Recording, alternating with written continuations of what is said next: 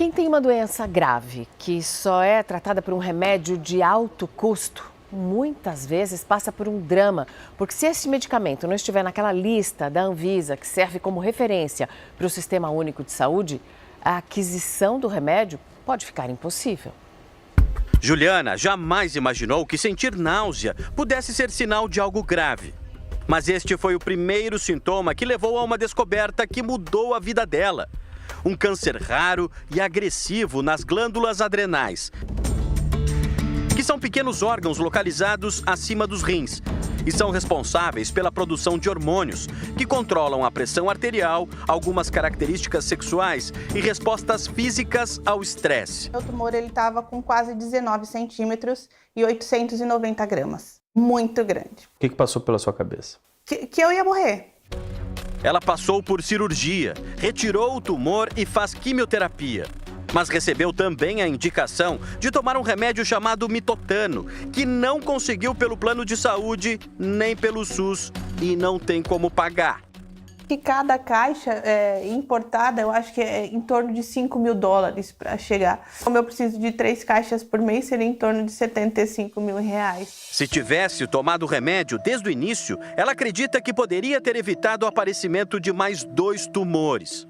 Não se pode tratar o carcinoma do córtex adrenal sem o mitotano. Eu não tenho substituto para ele, infelizmente. A retirada do mitotano, a doença muitas vezes galopa.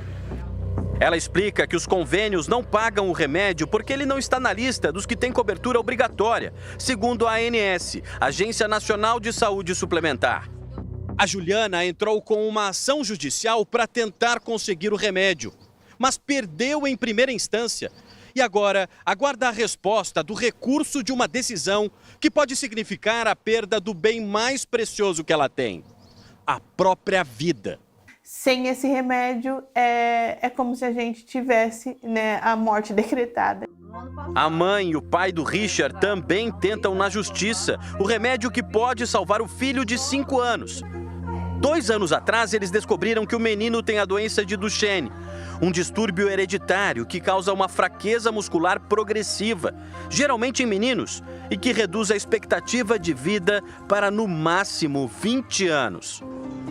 Segundo os pais, o tratamento ideal seria com Elevidys, um remédio aplicado em dose única que foi aprovado pela Agência Regulatória dos Estados Unidos. Só que a importação é caríssima, custa algo em torno de R$17 milhões e não é disponibilizado pelo SUS nem pelos planos de saúde. A vida não tem preço e a vida do nosso filho é mais de R$17 milhões. A gente não tem esse valor. Segundo este advogado, especialista na área, os pais do Richard e a Juliana estão percorrendo o caminho certo. Como os remédios não estão no rol da ANS, o caminho é a judicialização. Tem uma decisão relatada pelo ministro aposentado do Supremo, o ministro Marco Aurélio, um tema de repercussão geral 1161, isso é muito importante deixar destacado para a população que possa fazer essa consulta no computador.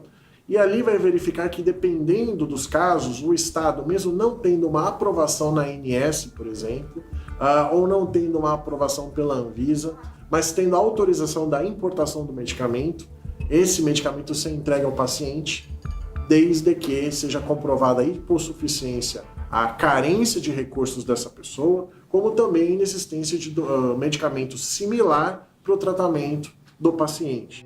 Quem não puder pagar por um advogado pode procurar a Defensoria Pública ou até mesmo o Ministério Público. Nós entramos em contato com a Anvisa, a Agência Nacional de Vigilância Sanitária, que é quem regulamenta a venda de medicamentos no Brasil. Sobre o Elevidys, o remédio que o Richard precisa, a Anvisa informou que o pedido de registro no país ainda está em análise e que espera ainda as informações da empresa fabricante para poder seguir com esse processo. Já no outro caso do medicamento mitotano que a Juliana precisa, a Anvisa disse que foi uma decisão do próprio laboratório parar a produção do remédio no Brasil. Isso aconteceu lá em março de 2022 e a agência esclarece que não pode fazer nada em relação a isso. Não tem como evitar que o fornecimento de um remédio ao mercado seja interrompido.